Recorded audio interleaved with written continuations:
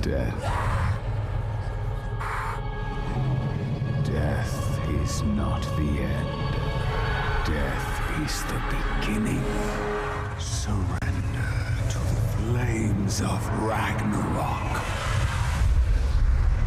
Forge a new world where all shall fear.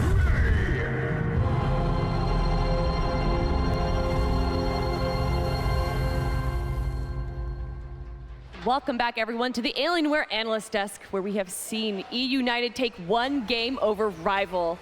And it seemed like a very easy game for eUnited. It was definitely a one-sided matchup the whole way through for eUnited's favor, of course. And again, it's just relaying back to that same solo pressure that Benji was able to provide. Screammmmm didn't have to worry about that side of the map as much, even though they were allowing Rival to initially secure all of their buffs, no problem, no early invades. A little bit surprising, but at the same time, that's kind of just feeling out the waters, testing your opponent. Yeah, very true. It was a very slow and steady build-up here as eUnited got Gold Fury after Gold Fury. They gave up one Portal Demon to Rival, but at the end of the day, that 28-minute Fire Giant call, I got to go back to it, is what really sealed the deal here and got eUnited the victory. Besides Cocola, what differences do you want to see in Rival?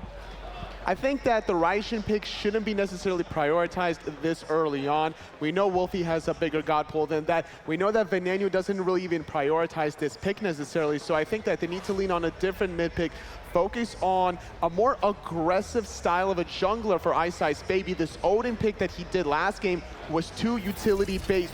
Too much movement speed, not enough damage. Well, we're about to find out what they're going to be picking with game number 2. Everyone, picks and bans are ready for Rival versus eUnited. And again, the dream every single time for Rival in game 1 is to just be able to utilize that Odin movement speed to just constantly trap eUnited. Those gods such as Vesta and Ullr that have the escapes, they have nowhere else to go after the fact. And once those are burned out, Odin can easily trap them. It's just everyone fell so far behind. It never really came to play. There's no way you can actually pull that one off. I'm with Tolly on this entirely. I want to see a little bit more jungle presence from Ice. Then what do they have to do? What do they do for that presence? Maybe an Osiris pick early on, whether you put it in the solo lane or the jungle, it does not matter. The utility is a nice idea, but whenever you're dealing with such an aggressive composition that eUnited had last game between the Ullr, Bastet, the Cocola, those were the first 3 picks for eUnited last game. I don't think the Odin utility definitely worked out for them there. Looks like we're seeing a very standard bans right here, similar to last game. Robin and Fafnir banned out for Rival and eUnited, respectively. I'm wondering if we're going to see Morrigan and Athena banned out.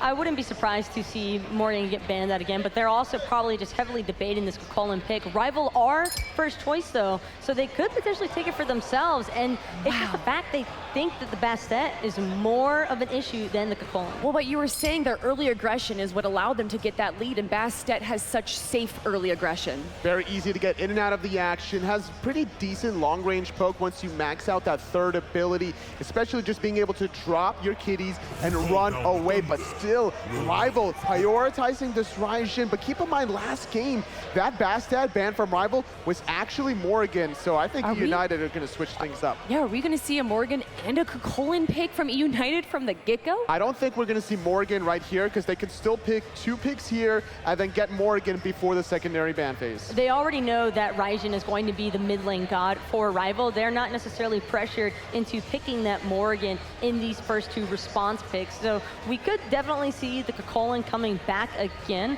but I would imagine that eUnited, since they love having those staple picks of the solo jungle pressure already prioritized early on, that's probably the same that they would relay to here, maybe even an Ullr selection again. Now with Bastet gone, we've seen Screammmmm go in the way of Fenrir. Is that something that we can expect? It's tricky to go Fenrir against the Raijin. That didn't really work out for adapting in game number 5, unfortunately, so I don't think he's going to go for that route. His god pool can still be kind of stretched out a little bit further. He could opt for even the Cocola himself in that jungle if he really wants to. But that man on your screen right there, Benji, certainly has been favored for this pick throughout the whole tournament. Oh, Cocola and the Morrigan pick out here. Even though it wasn't a necessity, eUnited just feel way more comfortable securing it away for themselves. And on top of this, this leaves Rival questioning which direction they should take their draft in, because now they'll have that constant fear in the back of their minds. What is Morrigan going to have to transform to that we could potentially provide? They haven't really revealed their hand too much here with this Morrigan pick, but the Osiris, though, is exactly what Rival need. Now they're going to prioritize the pick. Last time they got the Odin Sylvanas. This time, aggression all across the board. They snatched the Ullr away from PandaCat, and Osiris is more than likely going to go to Deathwalker. And there is the Fenrir. It's tricky. It's very difficult to go onto a Raijin as a Fenrir. Your Brutalize will get instantly canceled during that third ability, not to mention once you bang on those drums for the taunt. But I like the combination that this could provide for eUnited. Fenrir and Cocola are both excellent gods for Morrigan transformations. It just depends on what Venenu feels more comfortable providing to the team fight aspect. And Fenrir having two Ragnaroks, that's excellent setup for your team, not to mention the Brutalize and the potential for a double jump stun. A lot of burst damage from Unchained. That first ability is going to be able to really pound away some of these squishy targets that are going to be left alone and isolated in the backline. So I really want to see Rival get a defensive support, something that can peel very easily, specifically the Geb. Can we expect PandaCat here to go Hui? PandaCat Hui would be a top selection, but considering that Rival banned away the AMC, I also wouldn't be surprised to see them maybe try and eliminate that Hui as well. Not really wanting to leave that as an open option for eUnited. They already have a decent amount of setup and frontline if necessary for PandaCat's God, and it'd just be a strong addition. I love the respect that we're seeing out of eUnited here. Even though they confidently won that game over Rival, they don't want to see their dodgy, they don't want to see Ares with Callus or even the Athena. I appreciate that they're not feeling too overly confident right now. Ares is an interesting ban, considering that the only time Rival really run the Ares is in conjunction with the Isis, so that's not a very common ban to do here against Rival, but still respecting the potential that they might even do it with a Raijin. The damage can certainly be there, and with this Arneo ban, this leaves eUnited's PandaCat with either the Ho-Yi or the Hachiman. There's also been a lot of question marks surrounding eUnited as to whether or not PolarBearMike might decide to bring out the Terra selection. That was actually a god he used to non-stop rave about, always loved what she could provide for the team environment, having that global movement speed, and it's just so beneficial whenever you're trying to do those initial bursts of damage, and that's part of eUnited's playstyle. The crowd is definitely on board with this Hui pick for PandaCat. Yes, indeed, eUnited. We're going to go inside of Rival right now with 2 picks, going for Serket. Hovering over it, the question is, do they lock it in here? It is a pretty aggressive 2v2 between the jungle solo. You get an Osiris and Serket together around that level 1, level 2 marker. And even Benji on that Cocola needs to watch out. But then you have to constantly worry, is Venenu going to abuse the fact that we provided a Serket on the board? Yes. Utilize that in the Morrigan transformations. That's an immediate crowd control burner. And either one of these gods, even with the Susano hover, still the same issues present. But Susano, such an excellent god for counteracting everything that Fenrir tries to accomplish. Let's see how they finish out their team composition with a Geb there. There has to be a Geb. It's just such an easy counter against the Fenrir Ragnarok. I'm surprised, honestly, that the Ares and Daji was banned and not the Geb. This ultimate is going to get negated by Scream every single time. Ares could technically still provide the same sort of issues that a Geb does, but just in the opposite direction. Instead of those shields constantly cleansing your gods from the Ragnarok, then you have to worry about those immediate bursts of damage and the cripples. The cripples would affect genuinely every single member on this eUnited roster, but it is the Terra pickup. Man, yeah, I'm kind of wondering why we're seeing Terra right here. It's not the best early pressure goddess that you really want for your draft, but the global presence from the Terra's blessing, the movement speed, the clear casting, the cooldown reduction. There's going to be a lot of abilities flying around from eUnited once PolarBearMike hits level 5. I am excited, and I know the audience is as well. Everyone, it is game number 2 for Rival versus eUnited. game number 2 going to be starting at a significant point because I think both of these squads have answered what game number 1 brought. Exactly. eUnited kind of preemptively adjusting to what they think Rival's going to go for, but I love Rival's draft here. I am totally in love with it. I love the Geb. I love the Susano for iceicebaby. I'm so excited. This is what I'm talking about. I want to see iceice play aggressively in the early game, not play Odin and farm for 18 minutes. I want to see Deathwalker start running at people with no fear. Give him the Osiris. Wolfie's still on the Raijin. Vote gets his chance to show off the Ullr. I love it. That's what I was saying, dude. Last game, I was talking about the Amaterasu when you were like, nah.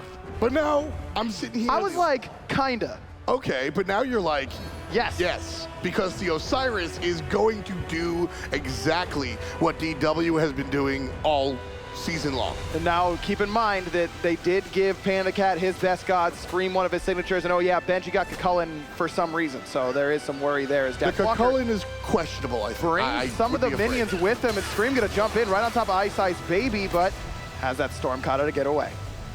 The Cocola is what has Team Rival fans, I think, questioning things.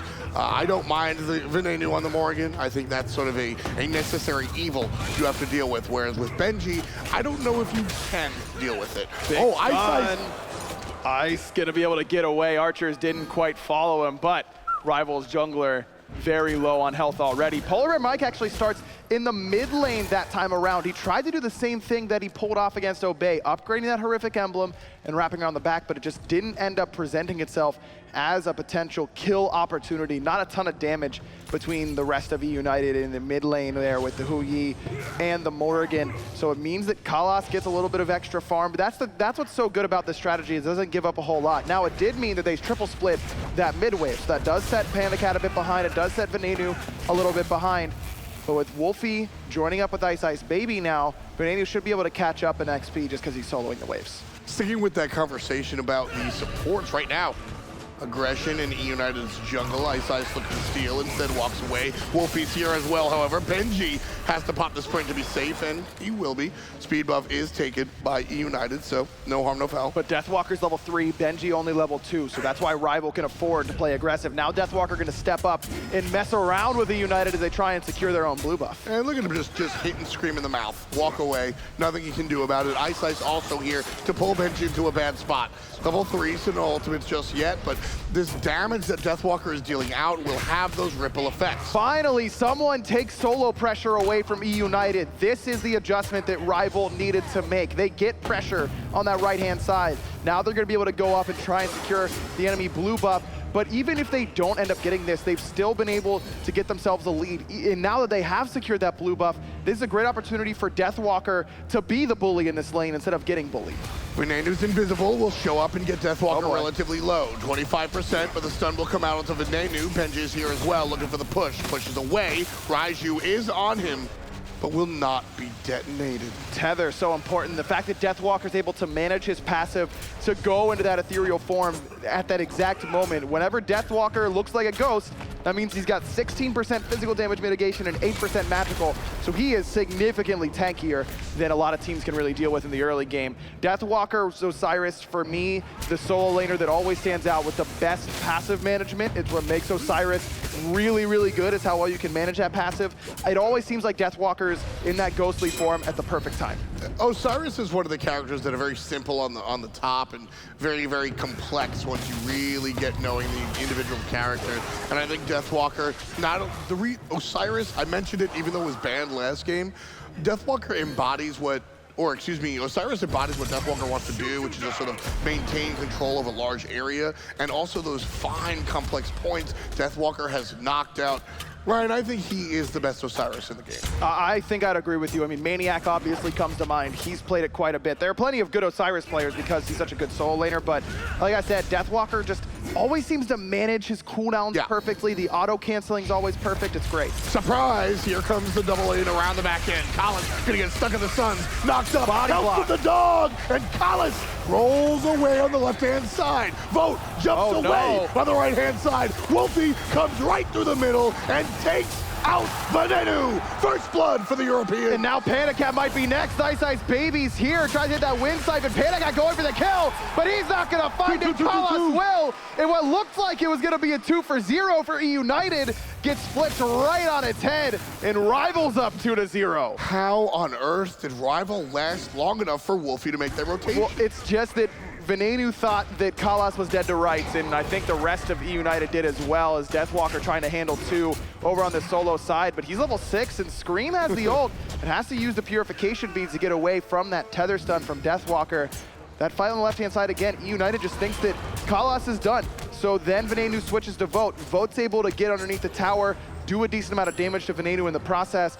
Kalas, it's just a split from Rival there. Instead of running the same way, Kalas says, try and get away, Vote. I'm gonna go towards T1, you go towards T2, and all of a sudden, not only do not one dies, but everyone lives, and then they pick up 2 from eUnited. Sometimes you get a little bit lucky that it seems, in my mind, that's eUnited dropping the ball, should not get first blood, but it's also Rival putting it, they make it as difficult as possible in order to pick it up. Exactly. You mentioned something really, really important last game, in that Team Rival has repeatedly has earned a living off of capitalizing off of the mistakes of others. But it's not just waiting for somebody to kind of suck and make up for it. Team Rival forces you to make a decision.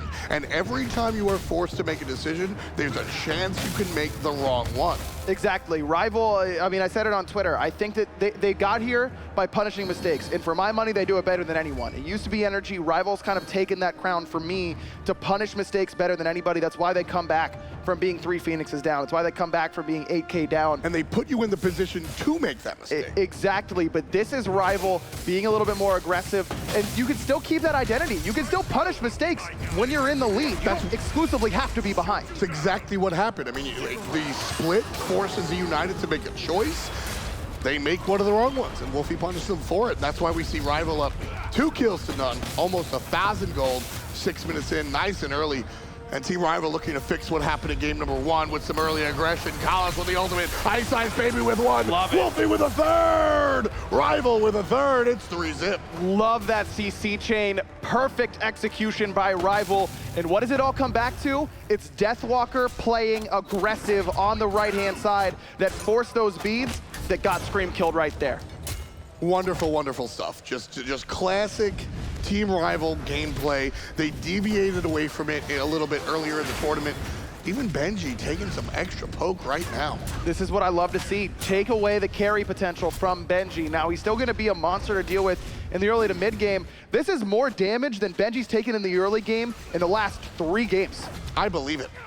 It just feels that way. Benji's been able to do whatever he wants in the early game against Obey, against Rival in this set. This is the first time that he's the one sitting underneath the tower. And sometimes when you played the same way 3, 4, 5 games in a row, when you've had your way with the enemy team over and over and over again, it takes an adjustment period to get ready to, okay, maybe I'm not a level and a half up. Maybe I don't have a big item lead and I can kind of position aggressively in this sense. Maybe Benji's going to have some trouble adjusting to being behind. Now, I don't think that's the case because Benji is one of the best players in the world for a reason, but you at least give him that opportunity to make a mistake. Exactly. Creating the impossible decision is really the ideal, where both decisions are bad, right? That's what Rival tries to set up each and every time. But one thing that I've noticed, and you were talking about this off air, is that iceicebaby last game was playing for the team in general, repeatedly getting those back Harpy invades. This time, he's hanging out on the right-hand side and playing for Deathwalker specifically. And it's worked out thus far. Deathwalker off to a pretty good start right there alongside his jungler. Actually very low on the net worth charts alongside Benji. That's kind of how solo lane has become. It used to be every time you check the net worth charts, it's both solo laners way up. But now that they kind of dual lane with the junglers, they're a little bit closer to the bottom. Wlfy all the way up top. He's done a great job farming so far. He's up 1,000 gold over Venenu right now. Here comes help from the doggo, putting him underneath the tower. That's trouble. And look at Deathwalker going aggressive north. Gonna be trouble though because the rest of eUnited is here. Venenu's gonna find him and put eUnited on the board with an easy stun. That's the great response that eUnited needed. That's what Rival needed last game, was when Benji got ahead, or even with Deathwalker, have someone come over and bring him down. You know what I mean? But this time eUnited respond. Now they're playing aggressive again. And there's the blink on in. Wlfy easily gets one. Whoa! Ice cleans up the second. eUnited might have responded, but then Rival responded a second time, but Aggro, here's a third response. Another response to the response. Venenu gonna transform into Hui to drop a second set of Suns. Vote the only one local. It's gonna be enough though. There was force eUnited off of it. There was seemingly no damage. It's just not enough in the early game. I mean, look at what PandaCat has. He's got Ninja Tabi and Spike's Gauntlet. Yeah. Spike's Gauntlet only gives you a little bit of lifesteal. No power added. That's just, this composition isn't designed to really burst down Gold Furies in the early game. Yeah, let's take a second look at that one. Really interesting stuff here. Right side, Wlfy is going to be able to confirm stuff, but it's all about Scream. And this is exactly what I was talking about. Punishing mistakes. I love the jump in from Wolfie first, and that kind of makes Scream hesitate for a moment. It backs Benji up and puts both the solo laner and the jungler in perfect range for Kalas to come in and be that aggressor with that Blink Cataclysm. Wolfie off to a phenomenal start, 3-0 and 2. He's been a part of every single kill for Rival so far. We spent so much of game one talking up Venenu and how important he's been to eUnited's rise to success.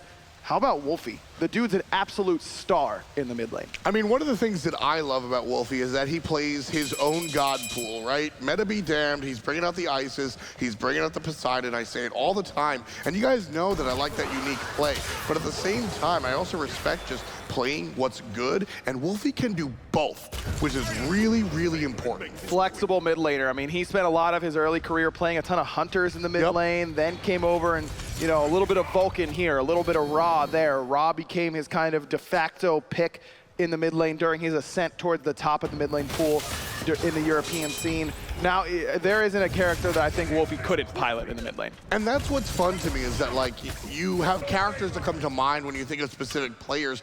And really, when I think Wolfie, nothing particular comes to mind. The 1v1 between the Hunters, Vote lands the axe and won't find the combo because he already burned it on the wave. But Panda playing aggressive, that's a good sign. It's a sentence you've said a couple times during his pro league career, to be sure. Speed buff spawns for eUnited and Rival ready to go. Deathwalker trying to poke out Benji and does so successfully. Down to half. Kalas gonna blink in and look for PBM. As soon as you hear that blink, you know it's time to go. Kalas takes down PolarBearMike off of big damage from Wolfie. Now Wolfie is being aggressive. Dashes over the wall. Help from PandaCat all the way from the left-hand side of the map. Drops the Suns, but everybody is fine. eUnited get their speed but lose their support. Benji under some trouble here as Deathwalker's ultimate was used to continue the chase, but Benji stays safe. And the reason you see that, even though the kill is arguably never going to happen, blue buff just spawned. Scream very low. iceicebaby looking for some more autos. Scream has no abilities quite yet, trying to trade it out. Kalas is taking the tower the whole time, and Scream just loses the 1v1. That's the play. Kalas just understanding, okay, I'm just gonna stand here and call me when you're done, son. You got him. You can do it. That's the pinnacle support play right there. Is Benji now in some trouble on the right? Wolfie, he gets his dash interrupted. Dash, there it is one more time. The slow could be good. Deathwalker behind him. Wolfie's toasted. PBM sets up Benji. We saw one pinnacle support play in the mid lane. Now on the right. Deathwalker able to sneak through those Terra walls, and Venenu's gonna transform, picking him up. The dog's gonna pick him up. I'm not concerned here for Deathwalker. He's looking for Benji though. He's gonna fight into this and dies. iceicebaby though gonna blink in and finish off what Deathwalker started. Back and forth in each lane it feels like, but again it's Rival who ends up slightly on top. That right there is Deathwalker thinking he's tankier than he is. Tried to pull a Benji and just fought 1 versus 3. I think Deathwalker just knows that he's in a lot of trouble there, and even though Rival doesn't end up on top there, with the 2-for-1 trade, it was 2-for-1 in eUnited's favor, but still on top in the overall gold, in the overall experience. And that's what being aggressive can really lend you to. I mean, you have opportunities to make an extra mistake. In game one, Rival makes one mistake here, eUnited gets a huge lead out of it. You have so much less wiggle room when you're playing passively. Now that Rival's playing aggressive, yeah, they've died 3 times, but they've always been able to recover something else on somewhere else on the map, and that's really why we see Rival looking so much better in game 2. Vote not exactly accurate on those Ullr shots just yet. We'll see if he warms up as the game continues. PandaCat, I think, looked a little bit nicer in game number 1 when he grabbed the Ullr. But again, Mid lane, it's about Venenu, and Wolfie's gonna take care of him a little bit. Here comes help from Ice, and that's a dead mid lane. Two-man stun there from Scream. Typhoon coming through, gonna knock him up, but no, Scream picks up iceicebaby instead. Does chase out those purification beads, but again, what happens there? Rival's mid laner plays aggressive and sets up the kill. Wlfy is really dictating the pace in this game from my point of view. Without a doubt. I'm so happy you brought that up because 9 times out of 10 as Vote starts the Gold Fury here, it's the jungler's job to set the pace of the game, but this is all Wlfy. PBM should know this is happening. There's a ward there inside the Gold Fury pit, but he just knows he can't get anywhere close. Vote gonna be able to solo down this Gold Fury, and even though PBM knows this is happening, Kalas is just standing there saying, nope, you can't go in. Do it. Deathwalker right now wishing somebody would. Scream, ultimate not available, so he'll think better of ganking the Osiris 2 levels as senior. Interesting that Scream's leveling the Brutalize instead of the Unchain. I mean, most Fenrir junglers seem to really prefer to level that one and get the big burst damage on the jump in. Scream really relying on the channeled Brutalize, even putting a second point into Seething Howl, which is an adjustment that I did think we might see on Fenrir after the recent changes. Seething Howl no longer consuming those passive runes as Rival finds a tier 1 tower in the mid lane. But Scream not only valuing that over, just about everything else, it's the initial stun. So really Scream, if he wants to do damage at this point in the game, needs to be able to hit all 4 parts of that Brutalize, which isn't always reliable to do. Fair, but if you look at Team Rival's composition, the only one that has a stun on demand is Vote, and he has to turn around mid-Brutalize and find it with the axe. Kalas is not going to hit Wlfy, iceicebaby. You can really brutalize this team without worrying about being interrupted. But Vote has the jump away, Wlfy does as well. iceicebaby can teleport with the jet stream, that will break the Brutalize chain.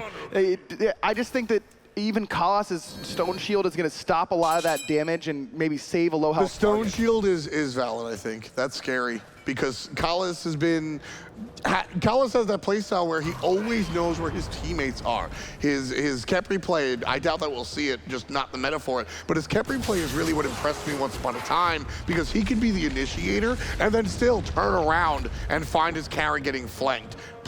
Having that sort of eyes everywhere approach to the game is what allows him to play this game so well. The Hunter is going for 2 different styles of builds. Vote going for the Ichabal, while PandaCat electing for the Aussie. Now, Aussie, both these items are actually pretty similar. Both are attack speed focused, but a little bit of different secondary focuses. Aussie focuses on the lifesteal component. Also gives you a little bit of penetration, actually the same amount as that Ichabal, that 10 pen. But Aussie gives you that lifesteal and then the passive that whenever you get low, you can lifesteal even more. Ichabal more about the boxing trade. I'm not familiar enough with these 2 builds to say which one's gonna outtrade the other. Usually Ichabal is like, as soon as you get this, you outtrade the enemy Hunter. But when PandaCat's just healing for more than you are with that Ichabal, it might be difficult for Vote to take those fights. Well, Vote nabs the Executioner as well, and I think that seals the deal that Vote will win those trades. Not only is he getting amped up by that Ichabal, but Executioner is going to strip protections per basic attack hit. So as long as Vote is accurate with his basic attacks, eUnited's enemy Hunter is losing protections, losing power, and even though he's healing, so is Vote. Keep in mind, Vote also going to gain power from that Ichabal after some autos. Wow. And that Portal Demon goes down instantly. Benji going to knock up Deathwalker and Scream's right there. The Scream actually canceling the ultimate early to make sure that eUnited doesn't get put in a bad spot. Well, there's so many members of Team Rival. And don't forget, when the objectives go down, Fire Giant, Gold Fury, and Portal Demon, there's an audio cue. So everybody on eUnited knew that the squad was on the right side of the map. So Scream goes into the ultimate and probably would have brought him all the way back. But knowing that Rival was there, had to cancel early. PolarBearMike now on this right-hand side trying to defend the tier 1 as Rival did in game number 1. Deathwalker chasing out Benji and PBM and opening up the opportunity for Vote to bring it down. This is a 7,000 gold lead here, Ryan. Game number 1, Kelly said it on the desk, and I agree with her wholeheartedly. It looked easy for eUnited. Game number 2 is far from over. There's a lot of Smite to be played, but Team Rival are making this look easy. How does this back and forth sort of happen when we've seen both teams dominate? In game 1, Rival picks the Raijin and doesn't get mid pressure. And eUnited does get solo pressure. Specifically, Scream's able to get some pressure, and then just the right engagements allow eUnited to get some objectives one after the other, and all of a sudden they're up by a bunch of gold.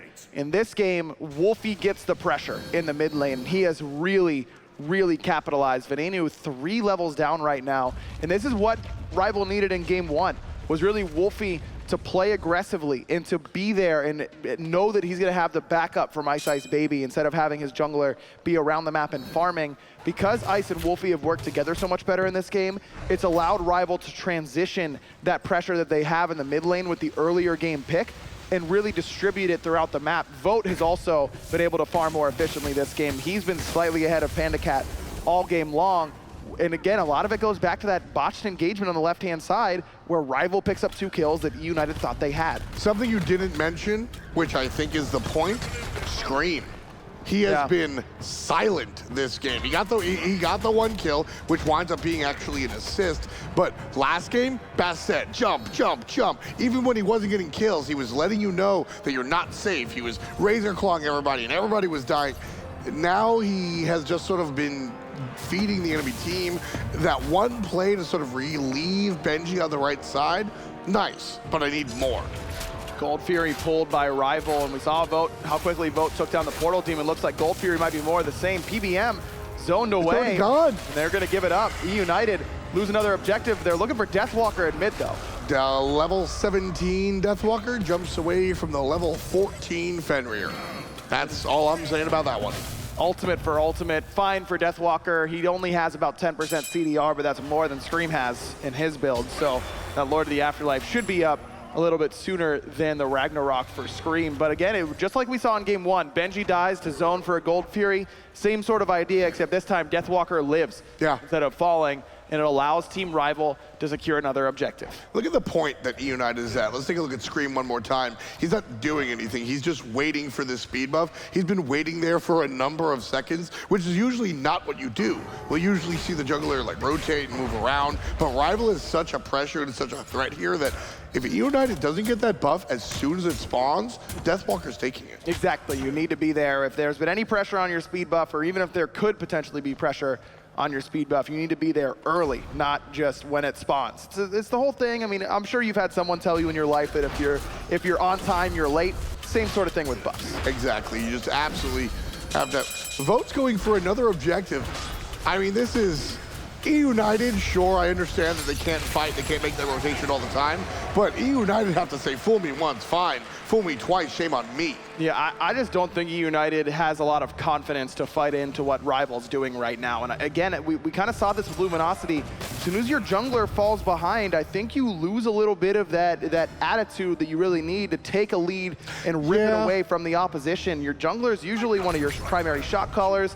When that guy is behind, it can be difficult for them to say, yeah, guys, we're doing well. Do it. Even though I'm not. You know, it's just one of those things where you have to try and think of the big picture instead of just the individual. Well, somebody has to tell Vote that there actually are rules to this game, because he looks like he's playing, 1 versus PvE almost. He just walked across the map, took out all the towers, said, okay, I'm going to do a Gold Fury now. And they said, okay. And then he said, I'm going to do a Portal Demon. And he said, okay.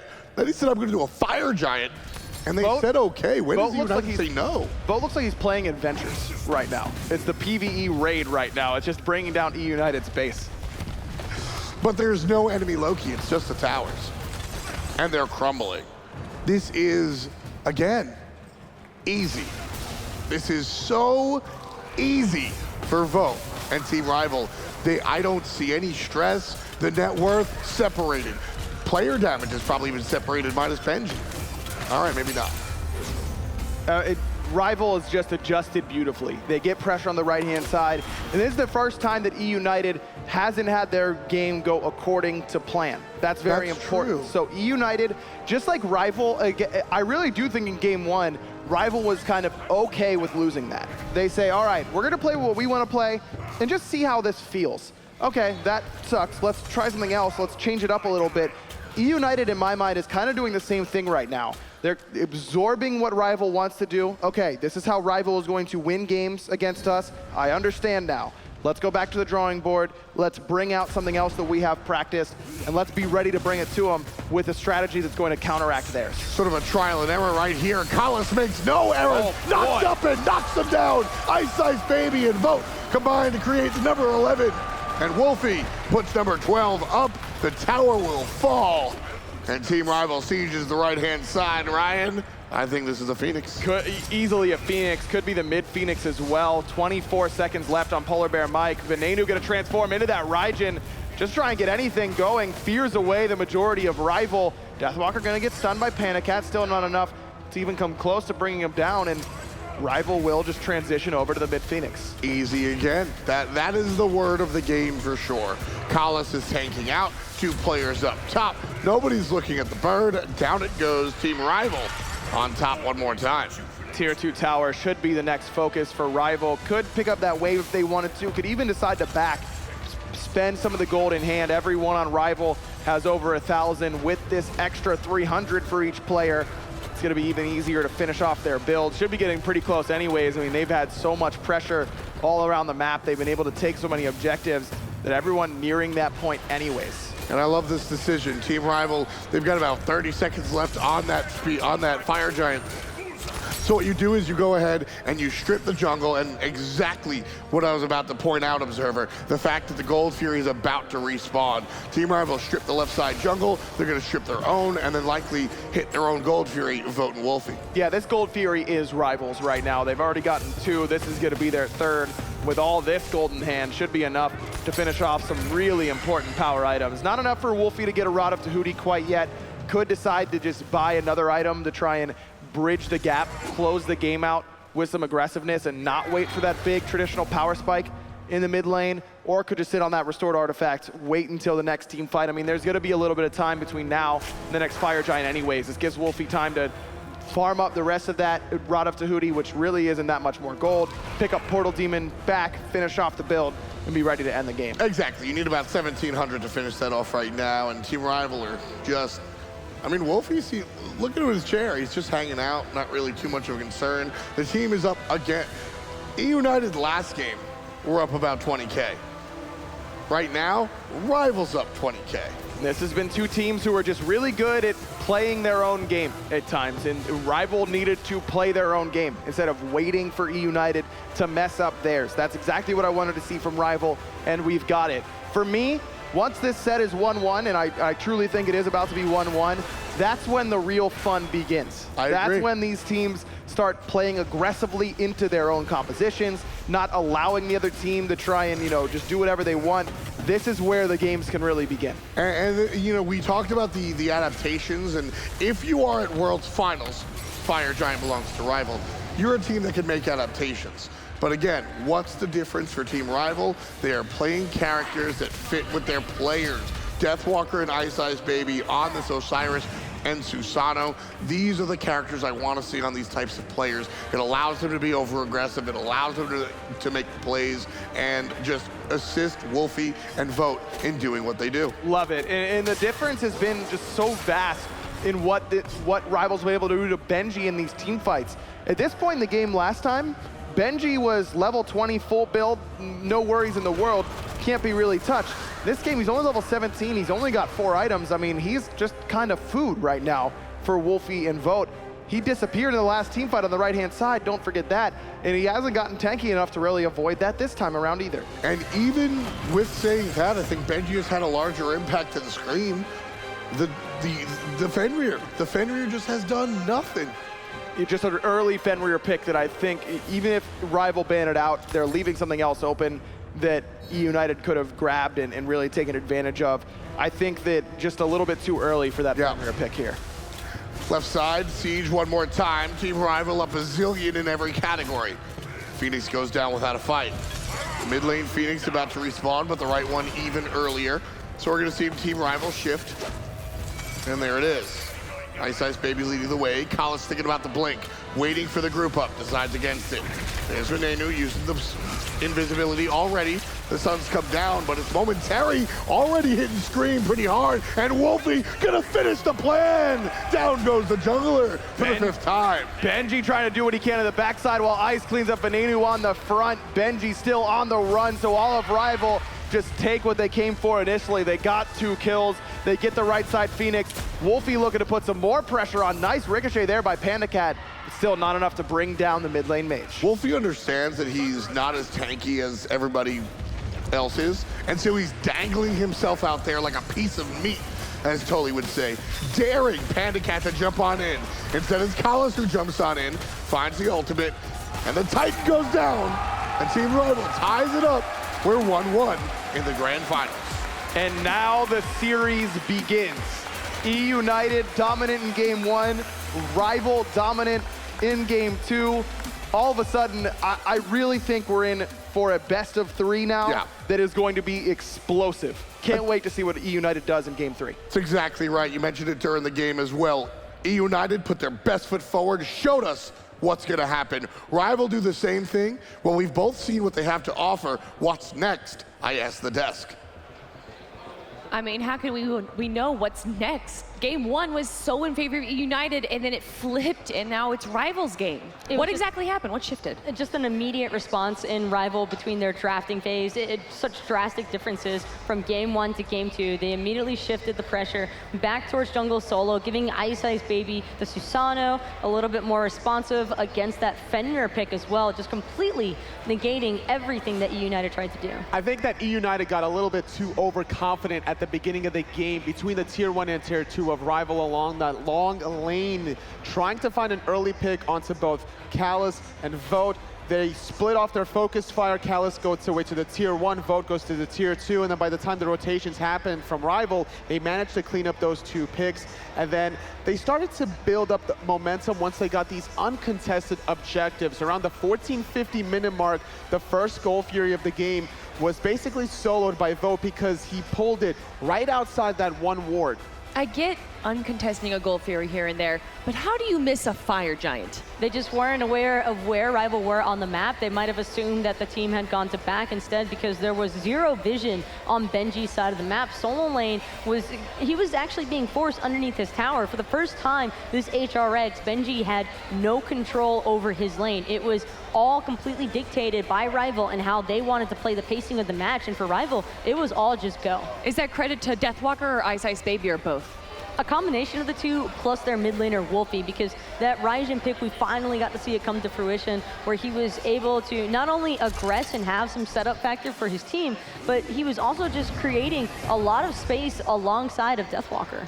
We can't count out Kalas playing the Geb, specifically with his blink initiations, pulling people out of danger with the shield. I'm really shocked eUnited bans out Ares and not Geb, considering they already picked Fenrir in that 3rd spot. I doubt we're going to see a Fenrir in this game, though. It really just didn't seem to work out in Scream's favor. And Rival just prevented any sort of possibility of Fenrir actually working out. Not only did they punish him pretty heavily early on for the moments that he was looking for those engagements, by iceicebaby just pulling him in. Anytime he tried to get that brutalize off, it was immediate pull-in on the Susano, and he had plenty of escapability. Vote as well, so much patience. That again goes back to that T1, T2 skirmish. And once he fell behind and 2 levels to iceicebaby, there was nothing else he could do. Rival building 4 Magi's blessings even just to fully ensure that there was nothing that Scream could do. Not only was there a Geb cleanse, but look at that, just the cleanses here. This specific team fight, Kalas gets a beautiful Geb initiation with the Susano knockup, followed up by Wolfie's Raijin drums, an easy, clean 3 picks, and that's what opened the door after the first Phoenix. How could eUnited have done anything against that team when they have all those Magi's blessings up? At that point, it was just a little too late, honestly. The early game did not favor eUnited the same way it did in number 1. They got a little bit too overzealous. They got punished for it. The vision control was not in their favor either, and I think that now, with Rival winning this game, making this best of 5 essentially a best of 3, I think that eUnited needs to shift a little bit more attention and maybe focus out Wlfy. Ooh, focus on Wlfy. So the mid lane, Venenu versus Wlfy. I mean, we kept talking about how good the Morrigan is on Venenu, or vice versa, Venenu is on the Morrigan. Didn't really show up this game.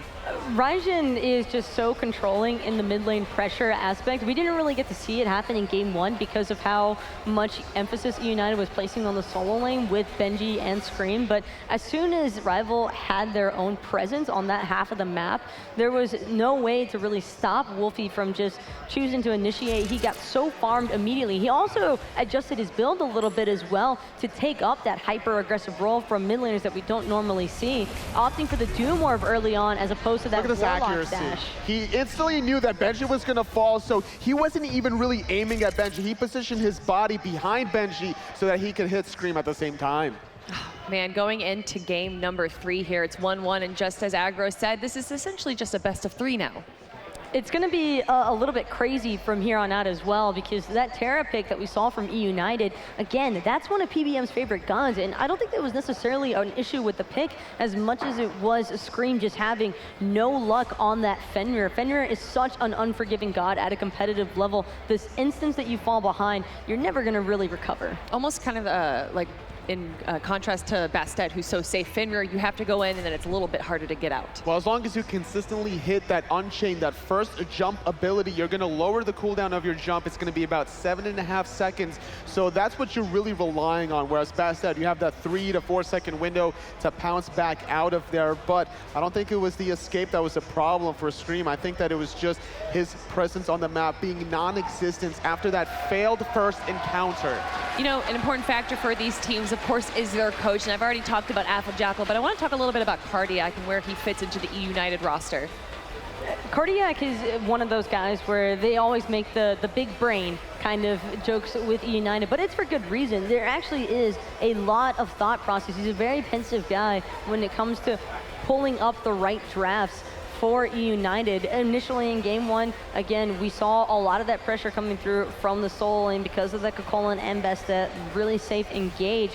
What I would like to see for the response is either eliminate that Raijin pick from Wolfie, don't allow him to run completely rampant with such a high pressure god, or make sure you take away the gap. It seems so difficult, though, to ban out a god that really just didn't do that well in game number 1. Instead of banning out gods, what can they do with their playstyle to change it up? Well, it was clearly obvious not just to dive between the tier 1 and tier 2, but it's as little easy as that, honestly. This was a good little play as well, with Callus taking the tier 1 tower, allowing iceicebaby to find the pick onto Screammmmm. But yes, they need to change up that aggression. They got an early first blood in game number 1, tried to go for the same style in game number 2, and that needs to be reversed. Mistakes are just so, it's just so, not necessarily impossible to avoid that deficit that's established once you fall into that cycle, but for eUnited, they've kind of had their way in, I don't want to say in the North American bracket, but here at HRX, there has never really seemed to be much struggle for this roster, and that little boost of confidence and the momentum that they might be riding off of could potentially work against them. I would like to see them dial it back a little bit. Well, we are